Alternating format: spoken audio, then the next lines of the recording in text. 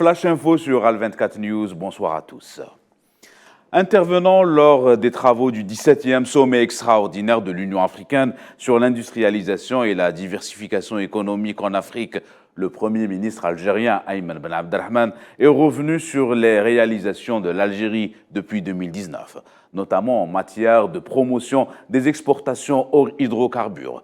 À noter que le Premier ministre participe à ce rendez-vous continental en sa qualité de représentant du président Abdelmadjid Tebboune. Dossier du Sahara occidental, le Conseil mondial de la paix a annoncé depuis le Vietnam l'adhésion de la République arabe sahraoui à l'institution et son élection en tant que membre du comité exécutif de l'organisation, tout en réitérant son engagement en faveur du droit du peuple du Sahara occidental à l'autodétermination. En Italie, le glissement d'un terrain dû aux fortes pluies a causé la disparition de 13 personnes sur l'île italienne d'Ischia, au large de Naples, dans le sud du pays. Après d'intenses pluies pendant la nuit, le glissement s'est produit tôt le matin. Les autorités locales ont appelé les habitants de l'île à rester chez eux afin de ne pas gêner les opérations de secours. Et à Nice, dans le sud de la France, un incendie a été causé par le feu dans un appartement, faisant un mort et plusieurs blessés. Les fumées se sont ensuite propagées dans tout l'immeuble. 180 personnes ont notamment été évacuées dans une école voisine. Le chancelier allemand Olaf Scholz et la première ministre française Elisabeth Borne scellent le réchauffement des relations franco-allemandes après des semaines de dissonance, avec un accord énergétique censé garantir leur approvisionnement.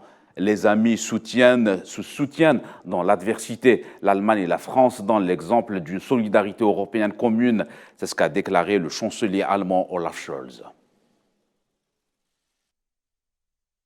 15 civils ont été tués dans un bombardement russe sur la ville de Kherson, dans le sud de l'Ukraine. C'est ce qu'a annoncé une responsable de l'administration militaire de la ville sur les réseaux sociaux. D'après la même source, 15 habitants de la ville ont été tués et 35 blessés, dont un enfant, à la suite des frappes russes.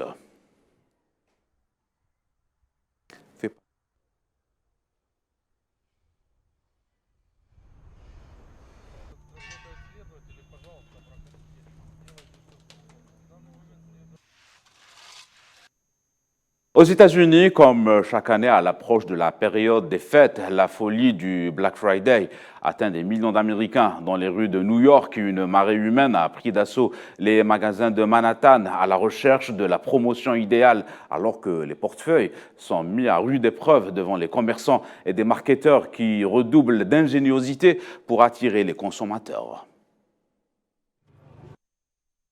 Après les dernières élections présidentielles, le président kazakh Kassym Tokayev a prêté serment pour un deuxième mandat, réélu à la tête du pays avec plus de 81% des voix.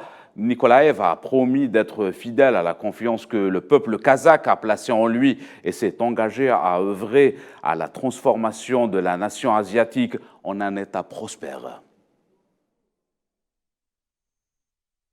La première ligne de bus à conduite autonome a été lancée à Séoul, dans la capitale sud-coréenne, dans le cadre d'une expérimentation qui, selon les ingénieurs, vise à rendre le public plus confiant vis-à-vis des véhicules sans conducteur.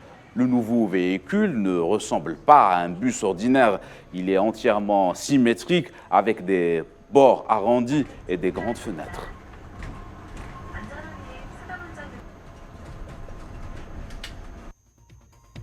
C'est la fin de ce Flash Info. Excellente suite de programme.